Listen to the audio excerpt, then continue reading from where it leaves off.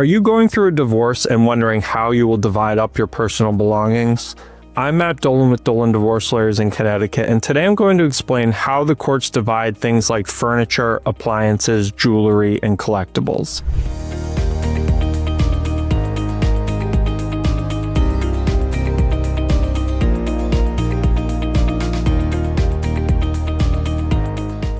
Now, in Connecticut, courts divide property using an equitable distribution standard, which is not necessarily 50-50, but instead the courts have the discretion to divide property based on what they feel is fair and equitable.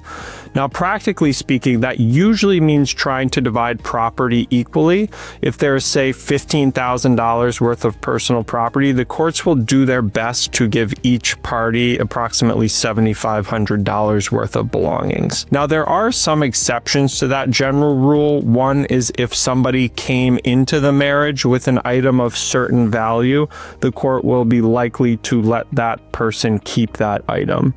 People often ask about engagement rings, for example, and that is generally treated as a premarital gift where the spouse who received the engagement ring will usually keep that after the divorce. Or if there is an item that somebody has a particular sentimental attachment to, the court is likely to let that person keep that item in exchange for the other party keeping some other item of equivalent value. And if the sentimental items can be duplicated and both party wants those items, such as family photos, the court will generally do their best to have those items duplicated so that each party can retain a copy. Now, judges don't want to spend their time dividing up furniture, appliances, etc. in court. It takes up valuable court time and resources. They would rather have parties divide those items on their own. So final judgments will almost always say that the parties will do their best to divide their personal property by mutual agreement.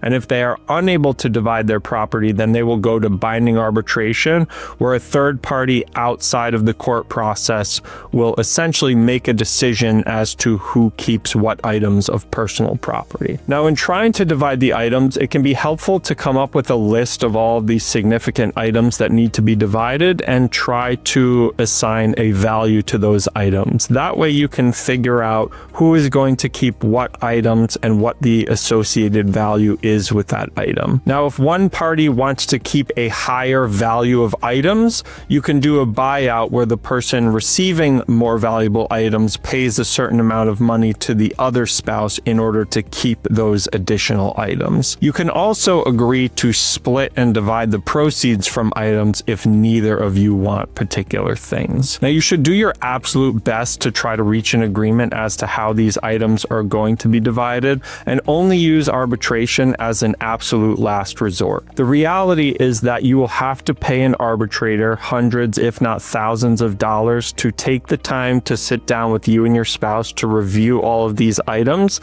And that fee paid to the arbitrator will often exceed the value of the items of the personal property, or it will at least cut in significantly to that total value. And it probably just isn't worth spending that money on the arbitration. You'd be better off walking away from certain items rather than fighting over items of a particular value. It's instead better to focus your attention on larger items of value, such as real estate, retirement accounts, investment accounts, etc. Your attention is better focused on those items. So those are the basics on how personal property is divided here in Connecticut. As usual, if you have any additional questions, we would invite you to contact our office. And if you're looking for representation in a divorce or family law case here in Connecticut, we would invite you to contact our office as well.